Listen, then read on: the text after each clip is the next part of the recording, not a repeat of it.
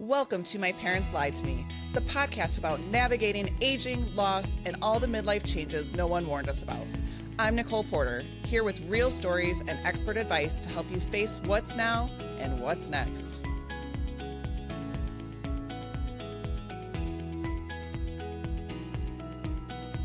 Hello, and welcome to another episode of My Parents Lied to Me, where I talk to adult children and aging parents about the things that they need to know as we get a little bit older. And today I brought on my friend Hailey Beal. She's a financial advisor. I haven't talked to a financial advisor yet. And, when I've said to most people, hey, I can help you with your plan, they're like, I have a plan. I have a financial advisor. But I know not everybody does. So I wanted to bring Hailey on here to answer some basic questions about financial advisors, why you need one, when you should get one, and the important conversations that you should have with your parents if they have a financial advisor, things like that. So welcome to the show, Hailey. And I'm going to let you go ahead and introduce yourself, what you do, and we'll go from there. Perfect. Well, thank you so much for having me. I'm honored that I get to be your guest financial advisor. So I think what you're doing is great. I think that, what you alluded to of just having that conversation is really so important. And to your point, a lot of people, have that pushback of, oh, I have an advisor or, I take care of my finances. But in reality, a financial advisor really does so much more than just picking investments. It's really looking at your overall plan. And a lot of people, maybe think that they have things set in place, and they probably do, but there are other things that they might be neglecting or maybe haven't been updated. I mean, government is always changing, laws are always changing, different contribution limits are increasing, and there's just so many nuances of things that it's important to have someone kind of be a sounding board at the end of the day, especially if you are maybe working with a parent who has an advisor and the kid is not familiar with who that person is. So it's really making sure that everyone is involved and on the same page and ultimately getting you to your goal. Awesome. When do you find that most people come to a financial advisor? Do they come when they're younger? Can they come when they're older? Like, what does that look like? What's the typical client for you? What's the age range?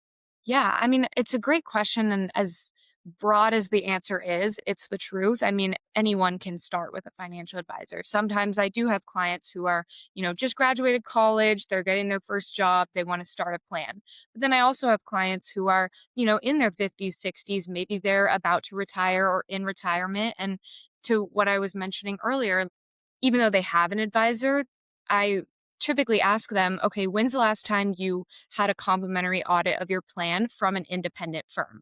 A lot of people have advisors with these big wirehouses like Vanguard or Fidelity or Northwestern Mutual. And not to say that there's anything wrong with those companies, they're great, but they have their proprietary investments that a lot of times they're cookie cutter plans. And so they're putting their clients in a plan. Maybe now they have to call a 1-800 number. And it's just really important that you're making sure you're meeting with someone who can actually look at your financial plan as a whole and give you some ideas. And how often do people need to review that financial plan? Because I think people get in the mindset of set it and forget it, and it just builds money over years and you don't have to ever touch it. Like, how often should a family or person look at their financial plan? Yeah, that's a great question. And realistically, it should be at least every year. And a lot of times, I think it's very beneficial anytime you're going through a life change. So maybe you're getting married or you are having a kid, you want to buy your second home, anything like that. That's always a great time to look at everything and make sure your goals are in alignment. But at least every year, it should be something that you're checking in on. And I think to your point, setting and forgetting is a great idea in terms of contributing money and not worrying if the market is down one day and then it's up another day. Like in that regard, yes, absolutely set and forget. You shouldn't be looking at it every day, but you want to make sure it's just the goals are still in line. Okay. And why would someone's goals change at that life plan? Is it just because they add a spouse or have a child or lose a spouse? I guess could be another potential outcome. But how does that change the financial plan?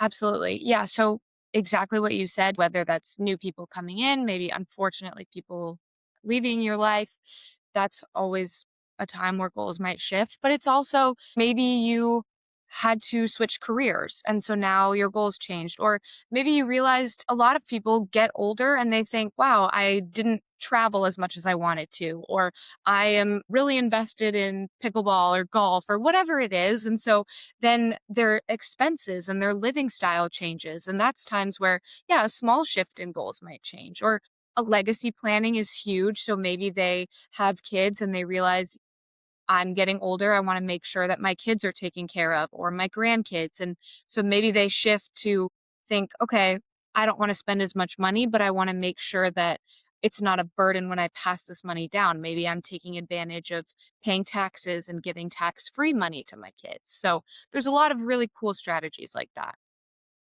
No, I didn't think about all of that. My parents got a financial planner later in life, and we never got involved in that. Is that something that adult children should get involved with their parents? My parents were in their 60s. Should I have like asked them more questions about their financial plans at that point? Or like at what age should you be concerned with your parents' financial plan and strategy? Absolutely. It's a great question. And I mean, I really think as soon as you can. I know that there's that level of emotional, maybe your parents don't want to share. And so it does get a little bit tricky. I think what I do with my clients, I always ask them. So, say I had your parents, for example, I would say, okay, do you have adult children? They would say yes. And I would say, are they familiar with what you're doing? How are they set up for when they inherit the money that you want to pass down to them? So, I would try to get them involved as much as I can on the front end so that you're not having that awkward conversation. But ultimately, the kids should be involved as soon as possible because, you know, you might be in the position where you have to take care of them. And what if they didn't have a will or a trust? And so then that's another unnecessary burden. And so a lot of it is making sure, okay, you express that you want XYZ to be your power of attorney. Does that reflect on all of your accounts? Does that reflect in your trust? So it's just that extra level of protection and making sure you're helping your parents do that due diligence. Yeah, that reminds me kind of like an estate planning attorney. If relationships change, sometimes they don't want certain children to have more money or less money or all of the things. So, I mean, that would be another reason that they should see their financial planner, like if those things have changed, because I know since we weren't involved with the financial planner, but my parents did have us as beneficiaries on the accounts. So we inherited the accounts pretty easily. So thankfully, they did have the financial planner. But I did not have a plan with my inherited funds. And I didn't understand some of the ramifications that came along with inherited accounts versus this account versus some of the money just is kind of like gifted and other money is taxed. And another thing I didn't think to ask, like, what does that look like when children inherit accounts? Right. So great point. And it really depends on what account they inherit. So a lot of times if they're inheriting a IRA from their parents, you have a 10-year window where that account has to be depleted. So that's something that you should be working with an advisor because okay, that's where the advisor will help you look at it from a tax perspective and whatever your goals are. Okay, you have 10 years to fully deplete the account. Does it make more sense to maybe heavily withdraw in the first few years and then slowly drain it out? Or is that something that you're, kind of equally distributing? So it really is a lot of that planning that comes into it. So that's one thing. Sometimes we do Roth conversions. And so that's where if a parent wanted to pay the taxes while they're still alive, and then they would ultimately give their money tax free to their children. So if you inherit an account that had already been converted, then you don't have to pay taxes on that. So it really just depends on what you're actually inheriting from your parents. But again, that's where the financial advisor can help figure out, okay, what exactly do you have to do and what's going to make the most sense.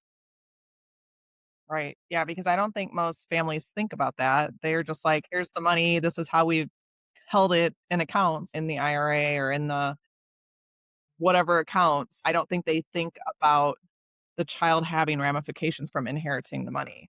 Exactly. No, exactly right. And if the person is passing away and they have grandkids and they want to leave money to their grandkids, okay, are you just going to give them a lump sum or do you want to put it towards a college account or some other tax advantaged account? There's also life insurance products. There's so many different strategies that I think people just think, well, I saved all this money, I'm going to pass it along. Is that really the most effective that you could be doing? Maybe not. So it's more of just figuring out the best strategy.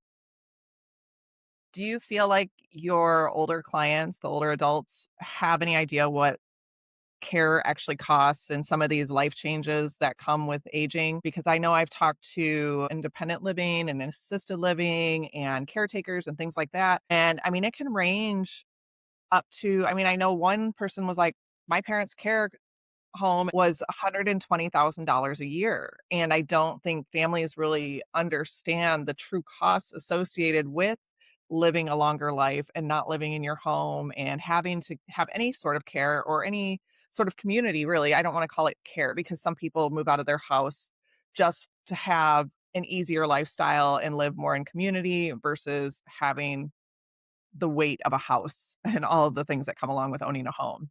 So, is there a certain time where you might try to bring families in to be like, "Hey, have you thought about your future and what those costs are?" And do people know, like, in their mind, do they really understand the true cost of things? I think they do not. I really, as sad as it is, people do not know. I think nobody likes to think about it, to be fair, and I completely understand. It's emotional. You don't want to think about getting old and having to be in that situation, but people are not aware of how expensive it is, and I don't think they understand the burden that it's gonna cause on them and their loved ones because it's hard, it's expensive, it's like your point, it's very time consuming, there's so many factors, so I don't think people are aware, and that's something that in every meeting we talk about life insurance and we talk about long-term care because regardless, people have different needs. It's more of a need for some than others, but it is always something that we bring up because I think that you should always be thinking and planning for that. Mhm, for sure. And how many adult children or midlife adults do you have come in that go, I don't think my parents saved enough money, and I need to include that in my financial plan to take care of my parents if something was to happen. Because I know that's kind of where I was at. I needed to build this wealth, I needed to be financially free, and I needed to be able to take care of my parents. But I wasn't even to the point where I had the financial advisor. Like in my head, I was like, when this happens, then I will. And it didn't happen. My parents went way before I had that opportunity. But how many adult children do you kind of have to coach on how much more they need to save if they plan on taking care of their parents? Yeah, that's a great question. So every time that we meet with someone who is that age where, okay, their parents are getting a little bit older, the first thing we ask is, are you going to be financially responsible for your parents? Is there anything you're going to have to take care of? Based on that answer, we incorporate that into whatever their plan is. So it's hard to say a tangible number or what that recommendation is, but we always ask that because it genuinely is important. So we're always asking that. And then something that this might be going off on a tangent, but I'll bring it up because one of the insurance policies that we really talk about and we like to introduce is a long term care policy with the carrier Minnesota Life.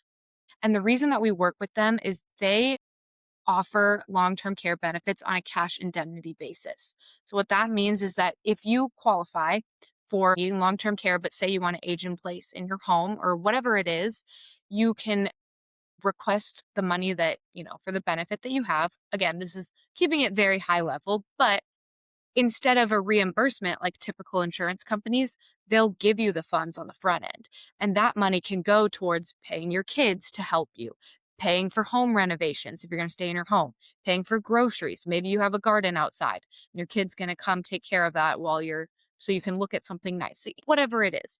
So that's something that we always talk about because, yeah, a lot of people don't want to think about going into an assisted living home. They don't want to leave their home. They think that their kids are going to take care of them, but they're not really understanding that their kids are feeling the emotional weight of that. And so that at least provides a little bit of ease of mind. So, what is a plan like that cost out of pocket versus adult child having to come up with that cash? Mom and dad need renovations. I need to give them $30,000. What does that long term care package cost out of pocket? And what's the benefit? So it depends on underwriting. So for the insurance process, you would go through underwriting based on their health rating. That's what, and some other factors. That's what determines the cost of your premium. And then because it's a variable policy with a long term care rider attached to it, you do get a little bit of flexibility in how much you want to fund per year and how much death benefit you want to have.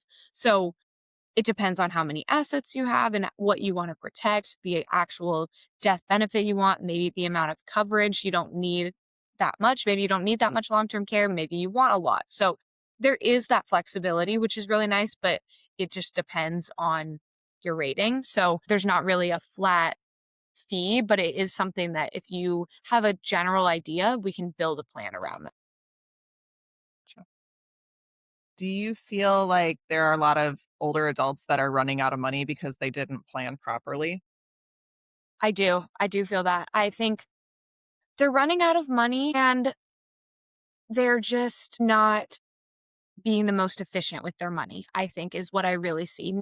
There are people who maybe don't have enough, but I think there are a lot where it's not too late to make a change. And it's important to actually analyze everything and figure out, okay, are you being the most smart with your money in terms of taxes and gifting and saving it and investing it and all of these things. And I feel like people are not taking advantage of the cool strategies because they're just not aware of it. So that's ultimately where I think a financial advisor provides value because we're able to say, okay, here's everything you have in your world.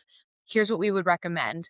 Here's how this compares to what you're doing, like our recommendations versus what you're doing. And so that's what I love. I mean, we're in an age where technology and the software that we have is incredible. We use a software called eMoney where it projects out the most 1,000 different scenarios and you can model out, okay, what happens if I lost all my money? What happens if I inherit all this money?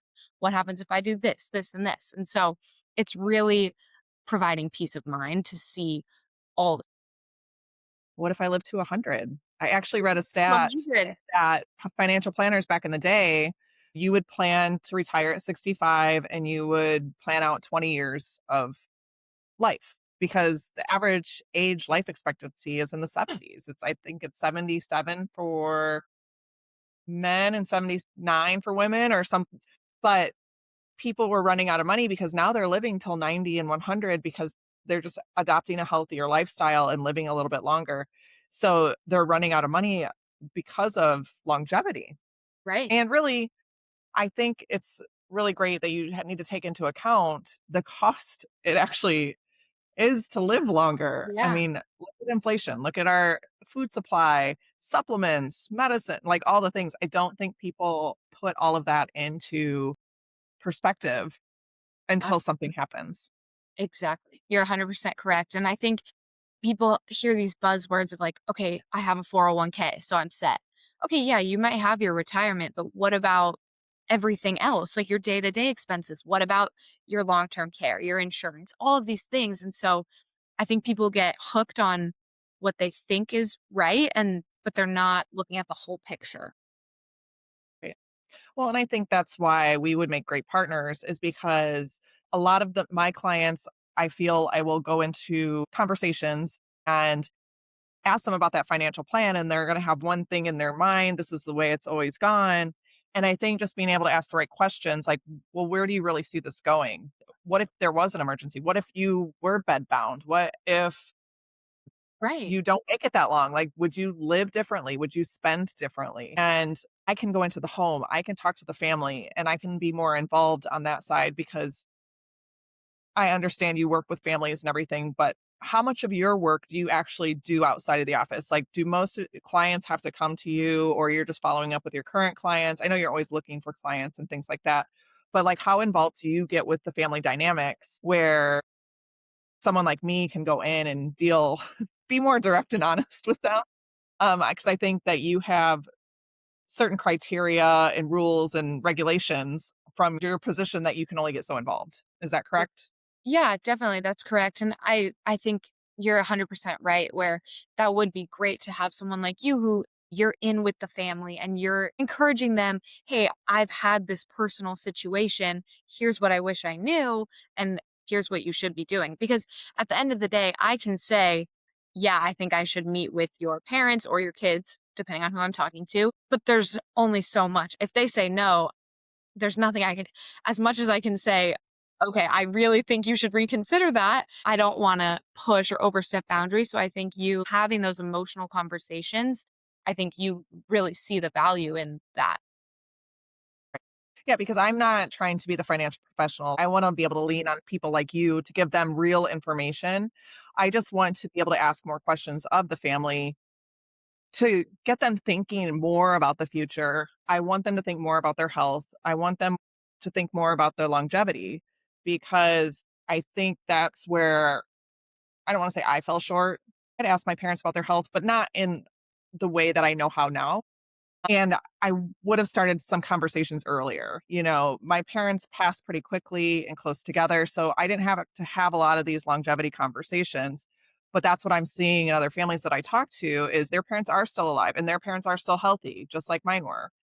And they have an opportunity to potentially change the future and change their own financial future as well as their parents' financial future and it not become a burden because they avoided the conversations and put it off too long. Right. Yeah, exactly. I mean, I literally couldn't have said it better myself. So it's been great talking to you today. And I know there's so much more we could keep talking about. Is there something that my audience needs to know that is so urgent, that would be so helpful, that could change their whole family's financial trajectory? Is there something that you would like to share? That's a great question. I mean, I think it all comes down to have the conversation. So, I love in my first meetings with clients and, potential clients, I just want to sit down. I want to hear them out. I give them the space to tell me everything that they currently have, what their goals are, what they struggle with. I mean, finances, it's emotional. Nobody feels super overjoyed to talk about it. It's very close to the chest. And so I love to let them talk about whatever they want. And then that's where I get the opportunity to say, here's what I would recommend, really focus on that education. So ultimately, our process is those first 2 meetings, we're hearing from you, and then you're hearing from me, and if you wanna work with me, great. If not, hopefully you learned something. But really, I think the biggest takeaway is have the conversation. Have that audit of your plan. Make sure that you're doing everything. When's the last time you looked at your accounts, your taxes, your investments, your retirement? All of these things, just do a once over. And I think that's the most important and have someone like me or another advisor just have that outside look. Yeah, I totally agree because looking back now and all the personal work that I've done on myself, my parents definitely gave me a lot of money mindset conditioning that I didn't realize came from them. Yeah. We grow up hearing, we don't talk about money, money is this, money is that, and we have a lot of limiting beliefs around money, and we don't realize that they're still kind of lingering until we get to our age and we're like, "Oh my gosh, what am I thinking?" Like I didn't buy I'm in real estate, right? So, but when I moved here in 2007, I didn't buy a house or a condo because my parents were like, "What if you don't wanna live there forever? Why would you buy something?" And looking back, you're like, "Man, I can't believe I listened to my parents on No. on real estate and during the downturn of the economy where I could have quadrupled my real estate investments."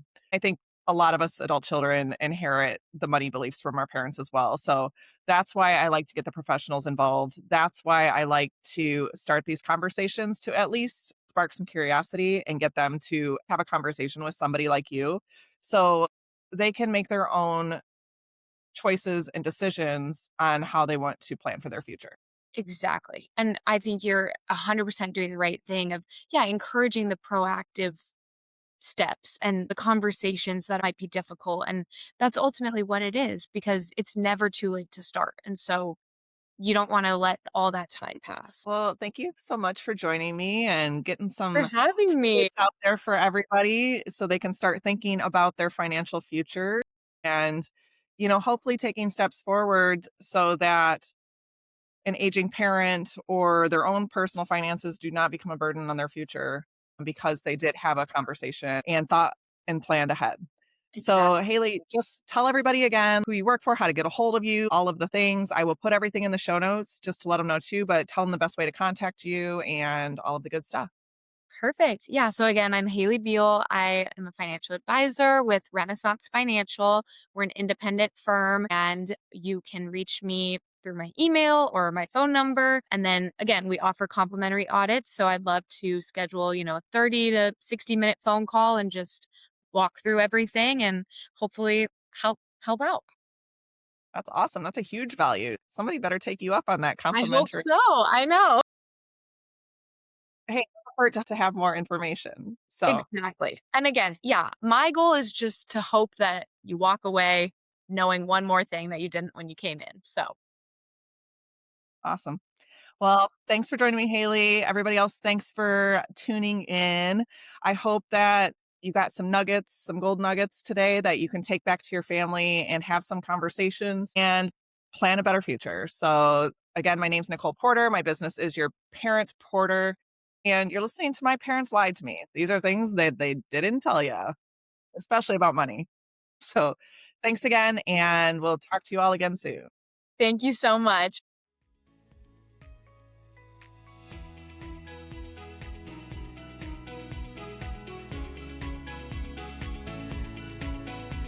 Thanks for listening to My Parents Lied to Me, where we face the realities of aging, family change, and midlife reinvention with a little grit and a lot of heart.